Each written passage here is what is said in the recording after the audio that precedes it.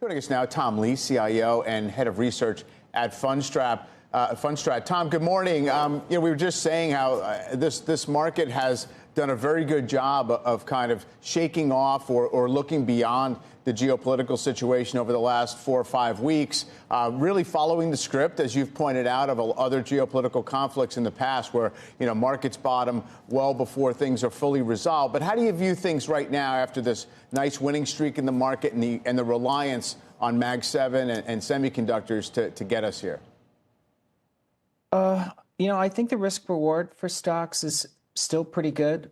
I know the war remains uncertain, but I think the war has also exposed the strength of the U.S. relative global position. Earnings estimates have actually gone up as earnings seasons progressed.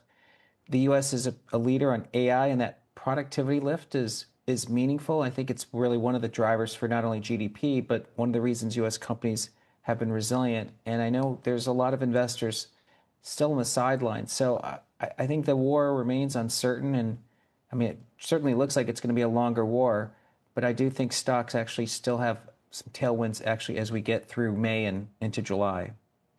You mentioned the earnings estimates going up, undoubtedly the case, although there again, it's been pretty concentrated in the AI theme and in semiconductors and the other CapEx beneficiaries. So therefore, the market is somewhat narrowed out to that very dominant theme. I always keep an eye on the consumer discretionary equal weighted. It's 9% below its highs, right? So that's sort of where some of the economic frictions from the war can bite.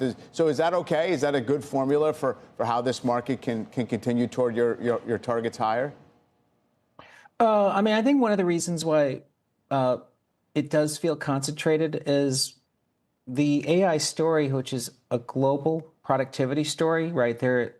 AI is essentially creating productive units that actually either help workers produce more or even replace workers in some countries.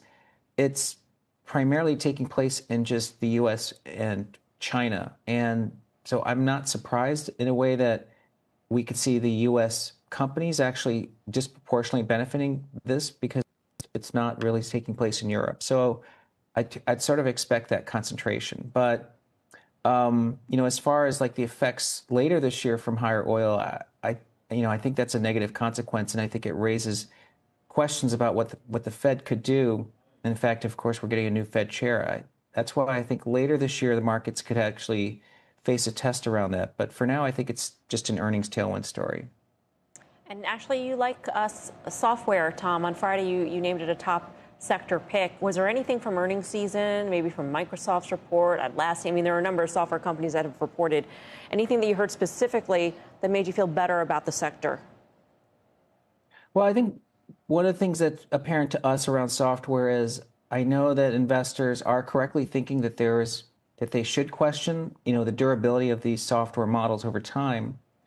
But many of these companies are very well managed and companies will adapt. So it's become a sort of a derating story where investors are questioning future earnings. But now I think the risk reward is pretty favorable. So I think for the right companies and for the best businesses, this is a great risk reward. Hey, Tom, just watching the headlines that we just got, stock futures jumping on this news that we got, again, from an Iranian news agency that 2 missiles struck a U.S. ship in the Gulf.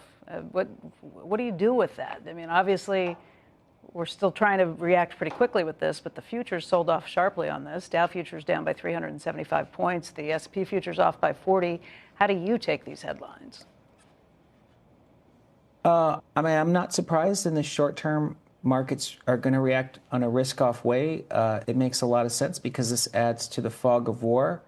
But if we take a sort of step back further, I think we're all settling in for the idea that this is going to be a longer war.